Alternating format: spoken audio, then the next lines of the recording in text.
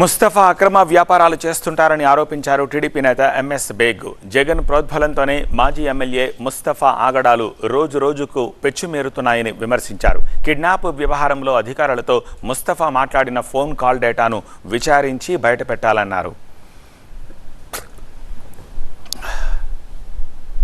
ఈ కుటుంబం ప్రజాసేవ బుసుగులో ఎన్నో అరాచకాలు, తప్పుడు వ్యవహారాలు అన్నీ చేయడం అనేది చేస్తూ ఉన్నారు.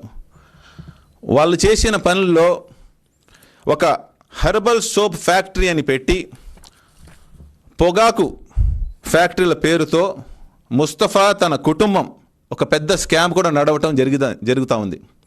వీళ్ళందరూ ఒక మాఫియా లాగా ఈ కుటుంబం అందరూ కూడా ఒక స్కామ్ నడుపుతూ ఉన్నారు.